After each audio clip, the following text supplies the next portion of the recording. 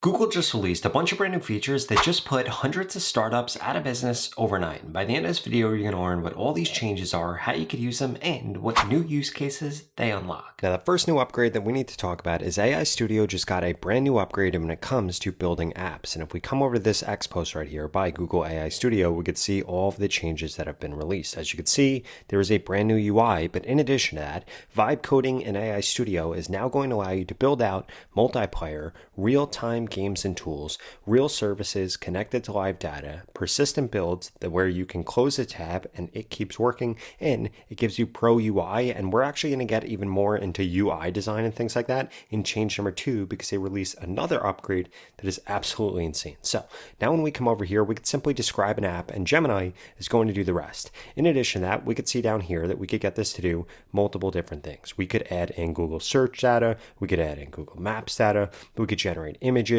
we can do so many different things. So what I'm going to do is I'm going to come over here and I'm going to say, I want to build out an app that allows people to upload a blank room or a room that they want redesigned. Now, what this should do is this should actually type this out, hopefully, because sometimes it messes up when I'm recording. Perfect. So this is going to allow people to upload a blank room or a room that they want redesigned for interior design. I am going to add in here, generate images with Nano Banana, and we need to come over here and see if we need to do anything else inside of this.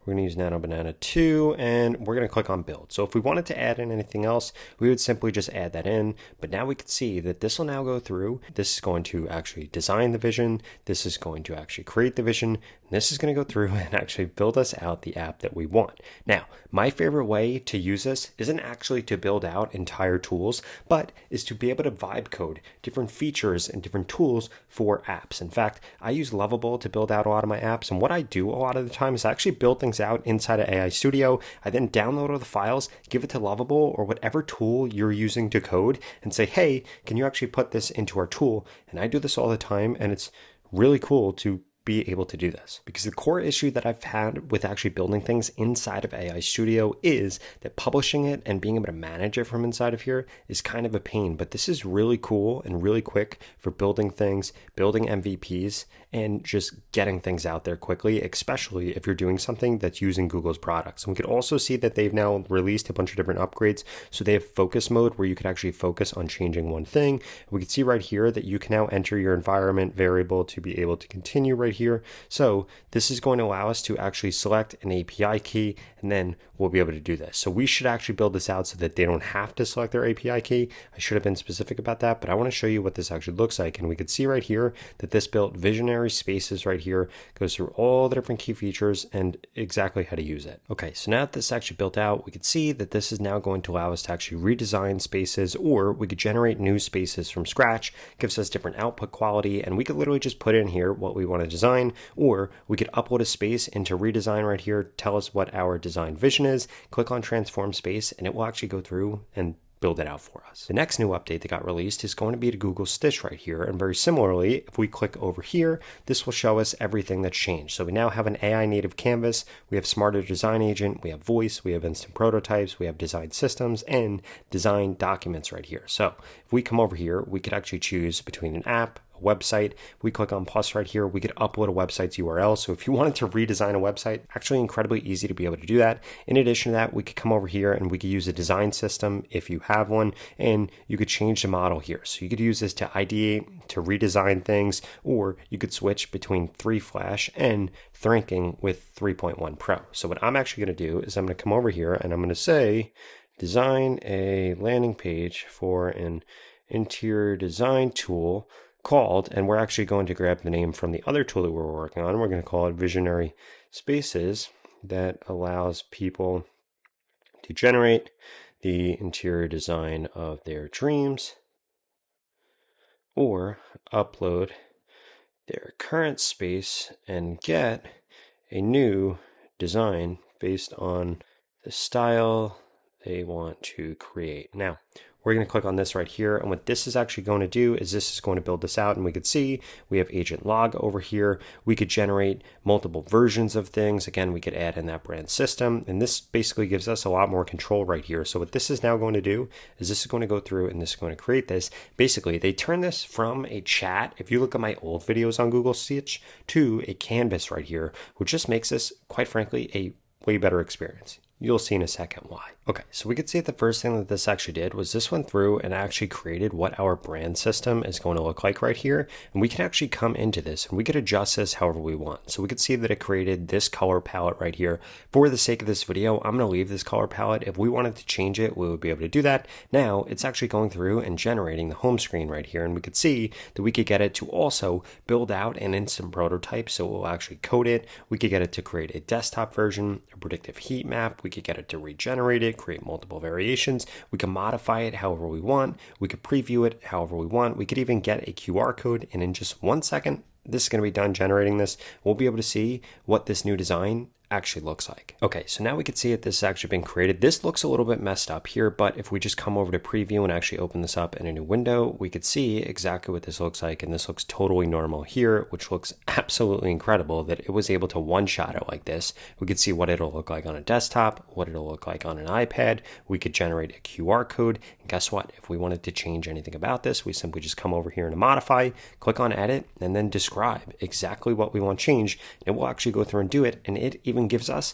different presets that we could choose from right here based on what we already have designed. Now, the next thing I wanted to show you isn't actually going to be an update to Google Gemini, but let's say that you're over here inside of Gemini. I would strongly suggest, if you're not already, making sure that you're using the My Prompt Buddy prompt optimizer right here. This is going to allow you to generate shortcuts based on the prompts that you use all the time. For example, I use this vidIQ prompt all the time, which allows me to easily copy and paste it in here, and then I could close it, so I don't have to go digging for it, and I don't have to go through my past chats in order to actually find it. In addition to that, if we pull this up again, this is actually going to allow you to optimize your prompts. You could do this with standard prompts, reasoning, deep research. Really works best for AI video and AI images. Well, not works best, but really helps out the most for those. And this allows you to put in a simple prompt. For example, create a newsletter that helps increase sales about Google Stitch's new update. We can come over here and actually fix spelling on this. Ideal output. We're going to put a high conversion newsletter. And then what this is actually going to do, so this would be the normal prompt that we would give, which would give us okay results.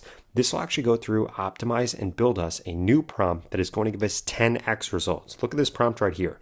This is way better. So now you can copy this, put this in here, and this allows you to get way better results from Google Gemini because you're using way better prompts. And again, this really helps you get better results from Google Gemini. Now, the best part about My Prompt Buddy is you could go to the pinned comment below and get started with it today for free. This is going to help you supercharge your prompts so that you get way better results whenever you interact with any of Google Gemini's products, and it also works for ChatGPT and Claude and any other LLM. So what are you waiting for? Go to the pinned comment below, check it out today for free. Now, the next update I wanted to bring to your attention is actually going to be to Notebook LM. So now when we come over to Notebook LM, we're going to see that we now have cinematic video available. So when you click on video overview right here, if you go to create one, they have brief and they have explainer. These are the old ways in order to create this. We now have cinematic. This is going to create a rich, immersive experience that can unpack complex ideas of your sources through engaging visuals and storytelling. So we're going to click on generate right here. I'm going to get this to go through and actually create this. But while this is doing this, I wanted to show you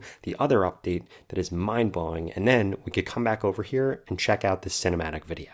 And that is that now from inside of Google Drive or any of these Google tools, for example, Google Docs, Google Sheets, Google Slides, videos, forms, and even more, you are going to be able to access Gemini in a way more advanced way. In order to do it, you're going to click on Ask Gemini right here. We could see this is going to bring up beta mode. And now we could actually come over here and do way cooler things. For example, if we click on this button right here, we could see that we could get this to match the writing style from a document from somewhere else. We could get it to match a document format. And if we come over here, this is going to give us a bunch of different templates that we're going to be able to use right here, which is incredible. It makes your life way easier when you're inside of documents. And again, they have the same thing for sheets. They have the same thing for slides. It's just going to be slightly different. So we could come over here and we could do something like this. Watch this.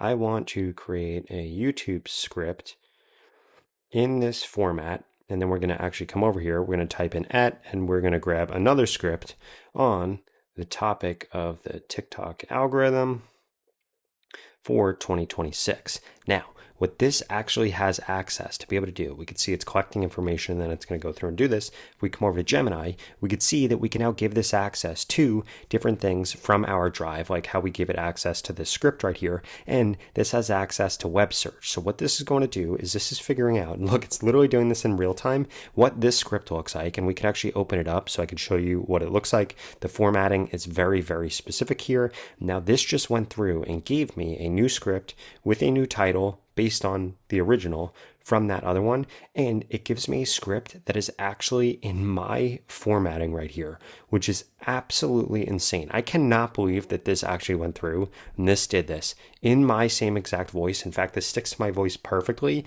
I have it inside of here, and we could get this to reference emails, we could get this to reference our drive, we could get it to access anything that our Google account has access to, and this is a massive feature upgrade. Okay, so now that this is actually done, I wanted to show you what this looked like, and I did want to be totally transparent with you. This went through and created this 410 sources. This took much longer than a regular video overview, but it's because we get a way better result. So this notebook right here is all about the Great Depression. So if we come over here, we could see that we can now rename this, we could download it, we could share it. But if we click into this, we could actually see exactly what this looks like right here. And I'm going to go full screen so that we could see exactly what this looks like. In late 1929, the New York Stock Exchange collapsed. Publicly, financial experts and government officials projected confidence, assuring the public that the economy would soon bounce back. Behind closed doors, corporate executives were far less certain. So what we can really see here is that basically what this did, it was turned what used to be like kind of very static into much more cinematic, much more videos. That is basically taking images and turning them into videos, and they're probably doing that using VO. And basically this creates way more entertaining videos that you can now share with your team. You could create social media posts from this and so much more. Now, if you enjoyed this video, I would strongly suggest you check out this video right here that shows you the safest and most effective way for you to be able to run OpenClaw today in 2026. If that sounds interesting, check this video out.